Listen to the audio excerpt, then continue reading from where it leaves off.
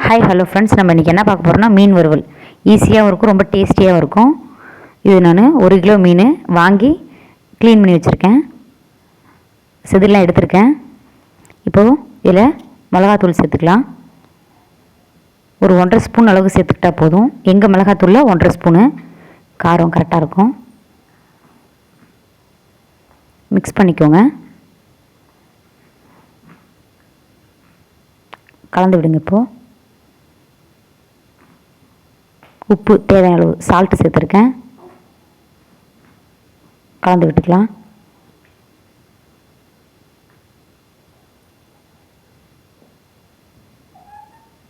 நல்லா கையாலேயே பிசைஞ்சு கொடுங்க.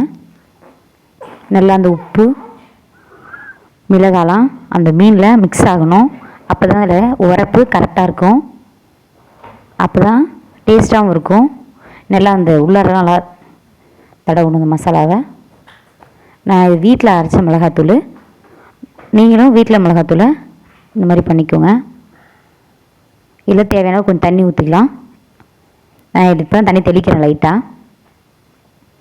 ஏன்னா இந்த மீன் கழுவணும் இல்லைங்களா, அதுலேயே தண்ணி இருக்கும், அதுலேயே இது மசாலா மிக்ஸ் ஆகிக்கும்.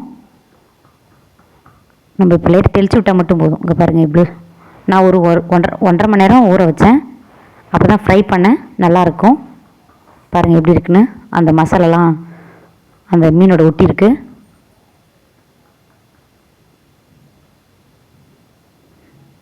அடுப்பில் தோசைக்கல் வச்சுருக்கேன், அதில் 2 ஸ்பூன் எண்ணெய் ஊற்றிக்கலாம். இப்போது எண்ணெய் ஹீட் ஆகிடுச்சு, மீன் போட்டுக்கலாம். நான் 2 மீன் தான் போட்டிருக்கேன். இப்போ அது பக்கம் ஒரு பக்கம் வெந்துருச்சு. இப்போ திருப்பி போட்டுக்கலாம். ரொம்ப டேஸ்ட்டாக இருக்கும் இந்த மீனனா. இந்த மாதிரி செஞ்சு பாருங்கள், இதே மாதிரி தான் செய்வீங்க.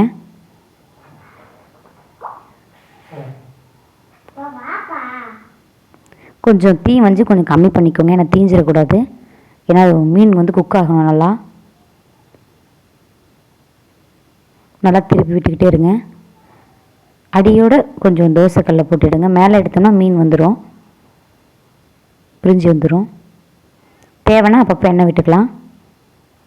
ரொம்ப அதிகமாக எண்ணெய் சேர்த்துக்கணும். நம்ம அப்பப்போ தேவைப்போ விட்டால் எண்ணெய் அந்த அளவுக்கு இழுக்காது. பாருங்க எவ்வளோ சூப்பராக வந்திருக்குன்னு.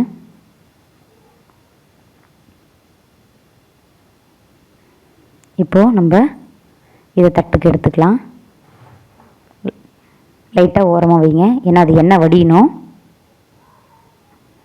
இப்போது நம்ம அதில் எண்ணெய் வடிஞ்சிரும். நம்ம அந்த இன்னும் ஒரு 2 மீன் போட்டுக்கலாம் அதில். இப்போ இந்த மீன் எடுத்துடலாம்.